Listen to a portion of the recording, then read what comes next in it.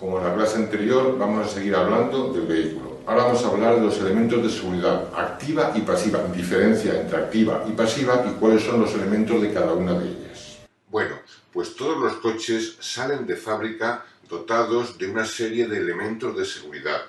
Estos elementos de seguridad tratan de evitar accidentes y si ocurren accidentes tratan de que los daños sean lo menos posibles. Se dividen en dos grupos, seguridad activa y seguridad pasiva. Vamos a diferenciarlos. Por ejemplo, este vehículo circula por la carretera y pretende tomar la curva. Lo contrario, seguir en línea recta y chocar contra el árbol sería el accidente. Bueno, pues los elementos que sirven para que ese accidente no ocurra son los elementos de seguridad activa, los que sirven para evitar el accidente. Por ejemplo, los neumáticos para que se agarre bien a la carretera, los frenos para disminuir la velocidad, la dirección para tomar la curva. Todo lo que se usa antes del accidente es la seguridad activa. Y si el accidente ocurre porque el coche no lo consigue dominar y te pegas contra el árbol, pues entonces los elementos que actúan en ese momento para que los daños sean lo más pequeño posible son los que se llaman elementos de seguridad pasiva, como puede ser el cinturón, el airbag, la carrocería, que te protegen cuando ocurre el accidente. O sea, activa lo que sirve para evitar el accidente y pasiva lo que sirve cuando ocurre el accidente para evitar daños. Así que los principales elementos de seguridad activa serían los neumáticos, los frenos, el ABS, la suspensión del vehículo, la dirección, sus luces, y los principales elementos de seguridad pasiva serían el chasis y la carrocería, los cristales del vehículo, el cinturón de seguridad, el airbag, el reposacabezas. Pues bien, ahora vamos a ver cada uno de estos elementos uno por uno, con detenimiento, porque pueden caer en el examen y preguntarnos diferentes detalles sobre ellos. Empezamos con los neumáticos, que se consideran elementos de seguridad activa porque si se agarran bien a la carretera nos ayudarán a evitar el accidente y si no se agarran bien no nos servirían para nada. Bueno, dentro del neumático hay que distinguir diferentes zonas. En primer lugar, la banda de rodadura es lo que va en contacto con el asfalto, es decir, lo que coloreamos en amarillo en la fotografía. Luego estarían los flancos, que es la parte que hemos dejado en color negro, es decir, los laterales del neumático. Y luego estaría la llanta, que es la parte metálica que soporta el neumático y lo tiene sujeto al vehículo. Pues bien, en la banda de rodadura lo más importante es el dibujo, que son esos surcos característicos de las ruedas que sirven para mejorar la adherencia sobre suelo mojado.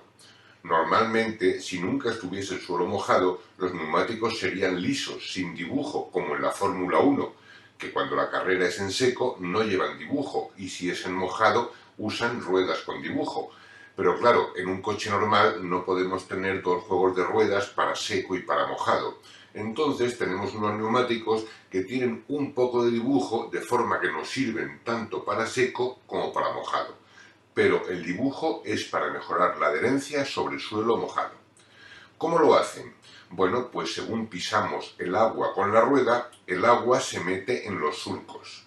Y esos surcos están diseñados de tal forma que al pisar el agua la expulsa hacia los lados y hacia atrás, de forma que la rueda va secando el terreno según avanza y mantiene un agarre correcto, de forma que el conductor controla el vehículo.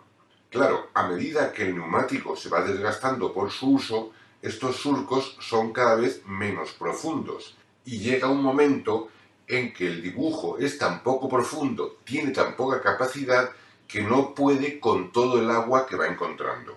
Entonces la rueda se sube sobre el agua, flotando sobre ella, y se produce lo que se llama aquaplaning o hidroplaning, que es que el neumático ha perdido contacto con el asfalto y por tanto el conductor ya no controla el vehículo, con lo que el accidente sería inmediato. Por eso la ley no permite que los neumáticos tengan un dibujo inferior a 1,6 milímetros. Esta cifra es la cifra clave que hay que recordar. Todo neumático, cuando su profundidad llega a 1,6 milímetros, hay que desecharlo y poner un neumático nuevo.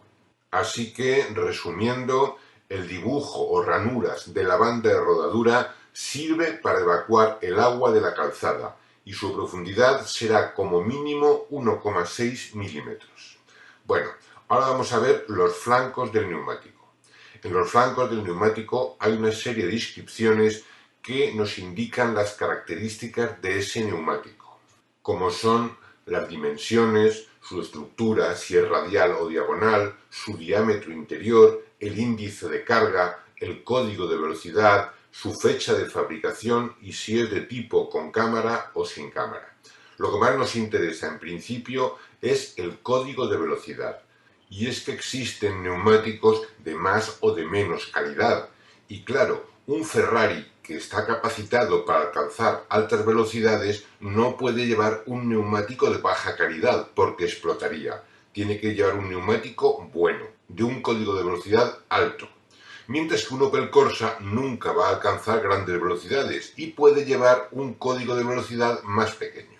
Por eso, cada coche viene de fábrica dotado de unos neumáticos adecuados y podemos cambiar los neumáticos por unos neumáticos iguales o de más código de velocidad, nunca de un código de velocidad inferior, porque podrían explotar al alcanzar altas velocidades.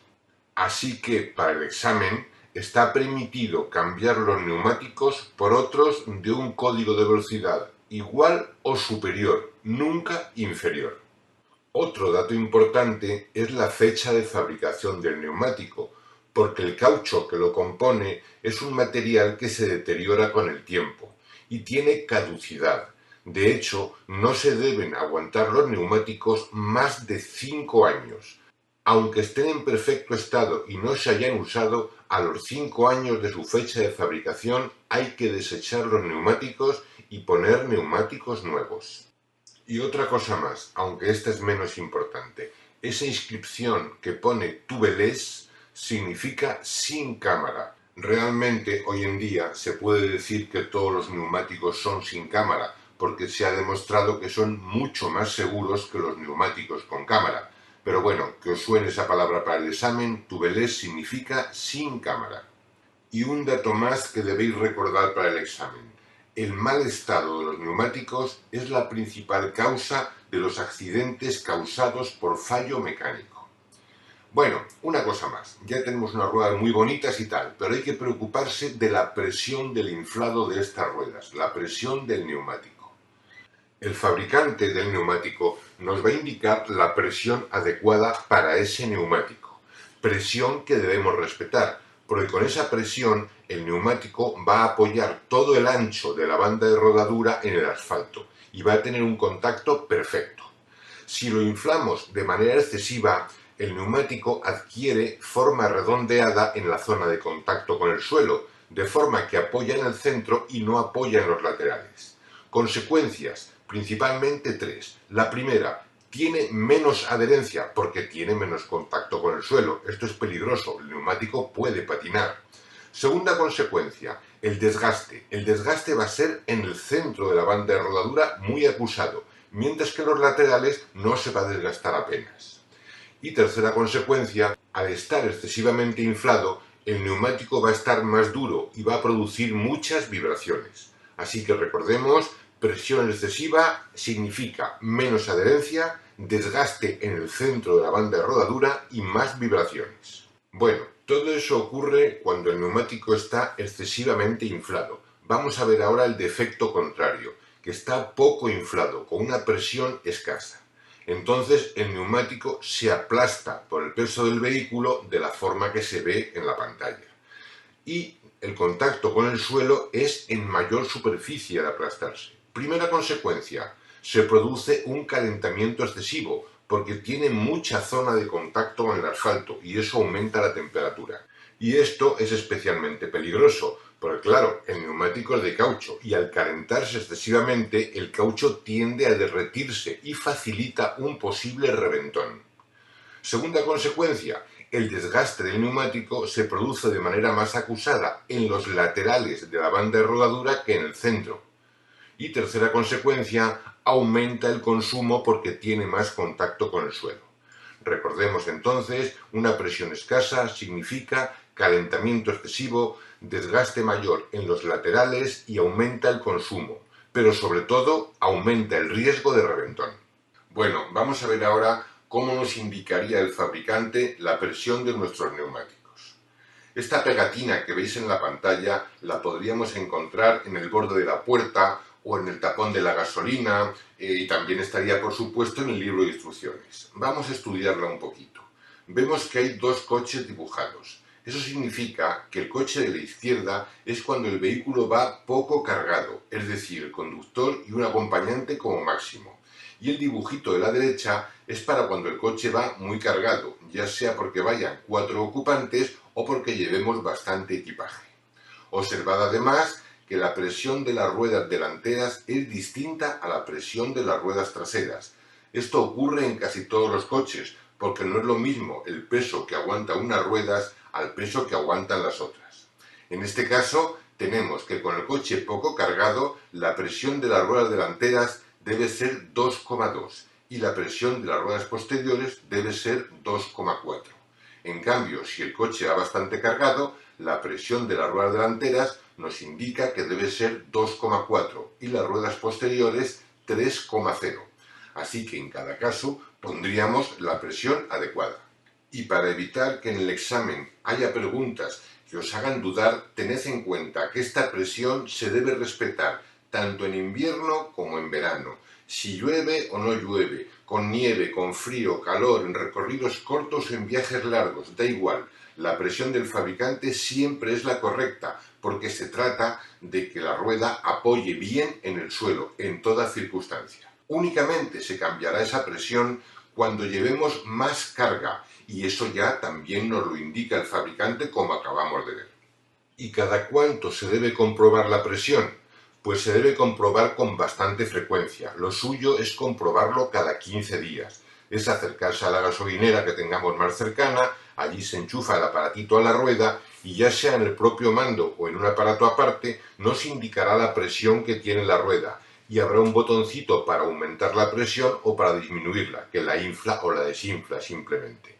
También existen unos manómetros de bolsillo que se pueden llevar en el coche para comprobar cuando queramos la presión del neumático.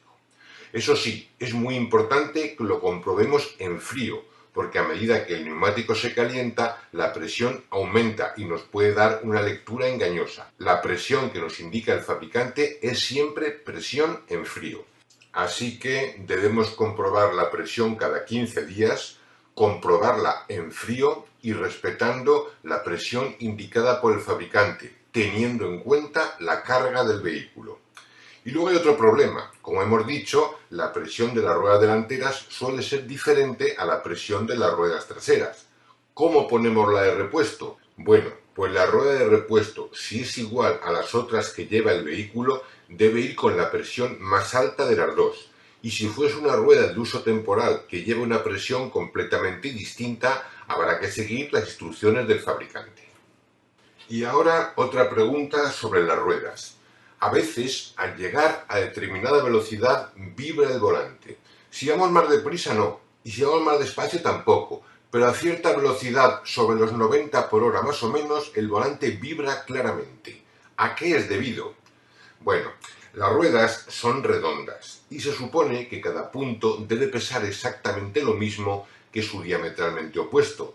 Pero es muy difícil, porque al fin y al cabo son piezas metálicas o de caucho, la válvula, etc. Y es normal que un lado de la rueda pese más que el otro lado.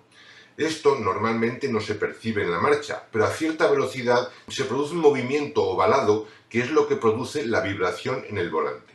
¿Cómo se soluciona? Pues equilibrando la rueda. ¿Y eso qué es? Pues hay que meter la rueda en una máquina que determina qué punto pesa más y nos indica también cuánto pesa más, 3, 4, 5 gramos. Y en el punto opuesto se coloca un peso de plomo de a lo mejor 3 o 4 o 5 gramos para equilibrar el peso.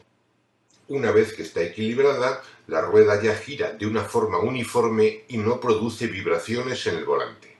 Eso sí, un bordillazo o lo que sea que nos haga que ese plomito se despegue, tiene como consecuencia que la rueda está otra vez desequilibrada y vibrará el volante de nuevo, Bueno, pues no tiene mayor importancia. Se va cuanto antes al taller a equilibrar la rueda y asunto concluido.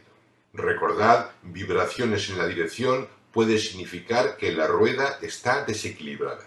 Y aquí terminamos esta videoclase. En la próxima seguiremos con el tema de las ruedas y veremos también el tema de los frenos.